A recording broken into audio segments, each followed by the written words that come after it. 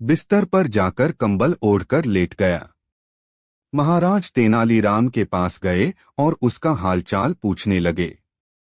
तेनालीराम तो कुछ न बोला, लेकिन पत्नी बोल पड़ी, महाराज, जब से आपसे कर्ज लिया है तब से परेशान रहते हैं।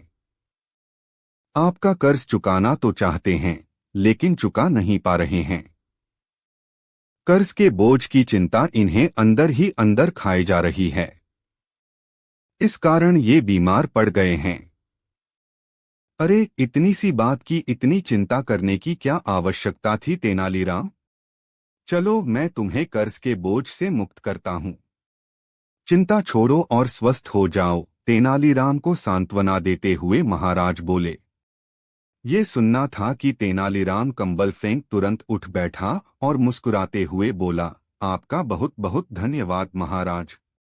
तेनालीराम को स्वस्थ देख महाराज बहुत क्रोधित हुए और बोले, ये क्या तेनालीराम, तुम तो स्वस्थ हो, इसका अर्थ है कि कर्ज से मुक्त होने के लिए तुम बीमारी का बहाना कर रहे थे। तुम्हारा इतना साहस, तुम दंड के पात्र हो। तेनालीराम ने हाथ जोड़ लिए और भोलेपन से बोला, महाराज, मैंने कोई बहाना नहीं किया। मैं सच में कर्ज के बोझ से बीमार पड़ गया था, लेकिन जैसे ही आपके मुझे उस बोझ से मुक्त किया, मैं स्वस्थ हो गया। महाराज क्या कहते? तेनालीराम की चतुराई और भोलेपन के मिश्रण ने उन्हें निःशब्द कर दिया था।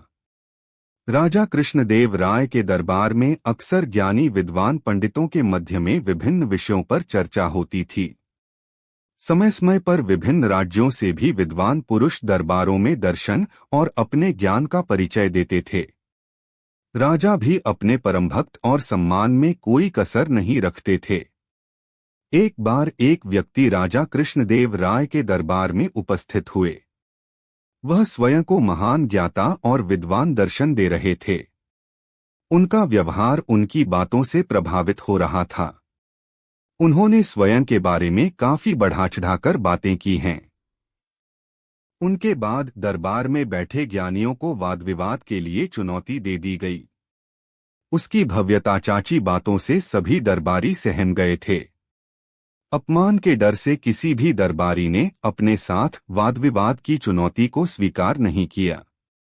ऐसे में राजा ने तेनालीराम की ओर देखा तो तेनालीराम अपने स्थान से उठ खड़ा हुआ। उसने विद्वान से प्रार्थना करते हुए कहा, महाशय, मैं आपके साथ वाद विवाद के लिए तैयार हूं। कल ठीक इसी समय मैं आपसे राजदरबार में नौकरी करता हूं। अगले दिन पूरा राजदरबार भरा हुआ था। विद्वान पुरुष अपने स्थान पर पहले ही पहुंच गया था। बस अब्बास तेनालीराम की प्रतीक्षा थी। कुछ ही देर में आउटलुक की प्रतिष्ठा समाप्त हो गई और तेनालीराम दरबार में उपस्थिति हो गई। तेनालीराम राजा को प्रणाम कर वाद विवाद के लिए नियत स्थान पर विद्वान के रूप में बैठ गए।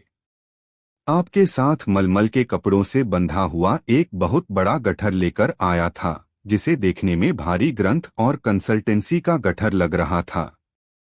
विद्वान पुरुष ने जब इतना बड़ा गट्ठर देखा तो सहम गया। यहाँ राजा कृष्णदेव राय तेनालीराम के हावभाव का अवलोकन करते हुए कहा गया कि एक बार फिर तेनालीराम किसी योजना के साथ उपस्थित हुए हैं। उन्होंने वाद विवाद आरंभ करने का आदेश दिया।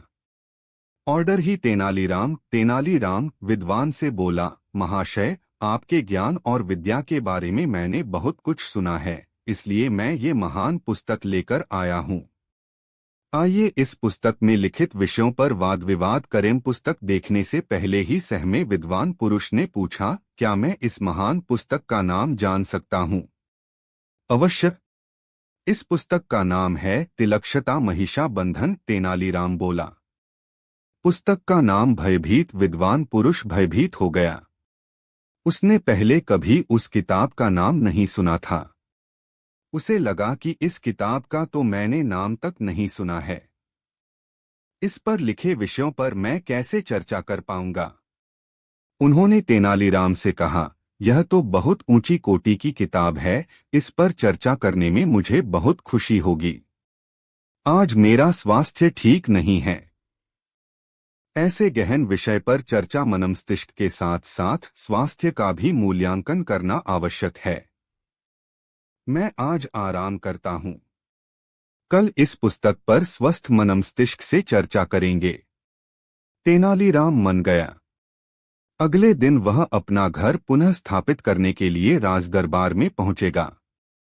मित्र विद्वान पुरुष का कोई अतापता नहीं था। बहुत देर तक प्रतीक्षा करने के बाद भी वह उपस्थित नहीं हुआ। वाद विवाद में हार जाने के डर से वह नगर से भाग चुका था। राजा सभी ऐतिहासिक दरबारी चकित थे कि ऐसी कौन सी पुस्तक तेनालीराम ले आया जिसके डर से स्वयं को महान ज्ञाता का वर्णन किया गया था। राजा ने पूछा, तेनाली, बताओ तो सही, ये कौन सी महान किताब है? मैंने भी आज से पहले कभी इस किताब का नाम नहीं सुना है। तेनालीराम ने चिल्लाते हुए कहा, महाराज, यह कोई महान पुस्तक नहीं है। मैंने इसका नाम तिलक्षता महिषा बंधन रखा है। इसका मतलब तो बताओ तेनाली, राजा बोले। महाराज, तिलक्षता का अर्थ है शीशम की सूखी लकड़ियां।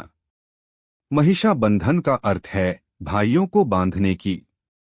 इस गठर में असल में शीशम को सूखी लकड़ियां हैं जो भैंसों को बांधने वाली रबड़ से बंधी हुई हैं। मैंने इसे मलमल के कपड़ों में कुछ इस तरह लपेट कर ले आया था कि देखने में ये किताब जैसी लग गई। तेनालीराम दोहराए हुए बोला। तेनालीराम की बात दंग रह गए राजा सहित सारा दरबारी मजाक उड़ाया। इस प्रकार तेनालीराम ने अपनी बुद्धिमता से अपने नगर का सम्मान बचाया। राजा ने तेनालीराम को ढेर सारे उपहार दिए। तेनालीराम ने पूछा, क्या तुमने भवन पर पुरानी तख्ती पढ़ी है? हाँ, मैंने एक शब्द पढ़ा है, निर्धन व्यक्ति बोला। तो क्या तुम पास हो जो कुछ है तुम में शामिल हैं और सामग्री हो? तेनालीराम ने फिर पूछा। मैं पूर्णतः अनिच्छुक हूँ, निर्धन व्यक्ति ने उत्तर दिया। तो फिर इस भवन की सुरक्षा की क्या आवश्यकता है? यदि साज सज्जा की आवश्यकता है तो फिर यह बात प्रदर्शित करें कि आप अपने जीवन में उपलब्ध साज सज्जा से युक्त हो जाएं। ऐसे में तुम इस भवन को दान में के पात्र नहीं हो। तेनालीराम की हैरान निर्धन व्यक्ति अपनी सा मुंह बात लेकर आया। उसके बाद कभी कोई उस भवन को दान में नहीं मिला। कई दिनों तक जाने पर भी भवन दान में नीचे जाने की बात बताई गई। जब महाराज के दर्शन नहीं हुए तो उन्होंने तेनालीराम को बुलाया और कारण पूछा। तेनालीराम ने सारी बात बता दी। महाराज ये बात सुन हंस पड़े कि तेनालीराम अपनी प्रतिभा से दान दक्षिणा से भी बच गया। फिर उन्होंने पूछा कि अब इस भवन का क्या करोगे? तो तेनालीराम ने कहा, किसी दिन शुभ उत्सव देखकर गृह प्रवेश करूंगा। एक दिन जब राजा कृष्णदेव राय दरबार में पहुंचे तो किसी गहरी सोच में डूबे हुए थे। जब वे सिंहासन पर विराजे तो दरबार की कार्यवाही प्रारंभ करने के पूर्व दरबारियों को बीती रात देखा अपना सपना सुनाने लगे। सपने में महाराज ने बादलों के बीच उड़ता हुआ एक सुंदर महल देखा था जो बहुमूल्य पत्थरों से बना हुआ था। हरा भरा बगीचा और फव्वारा उस महल की शोभा बढ़ा रहे थे। इतने में ही सपना टूट गया था, किंतु महाराज उसे भुला नहीं पा रहे थे। उन्होंने दरबारियों से पूछा कि इस सपने का क्या अर्थ है? क्या यह सपना पूरा करने योग्य है? तेनालीराम कहना चाहता था कि इस तरह का सपना व्यर्थ होता है, इसे भूल जाना चाहिए।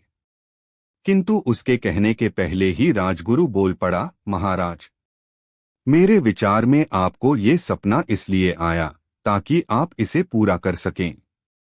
आपको अपने सपनों के महल का निर्माण करवाना चाहिए।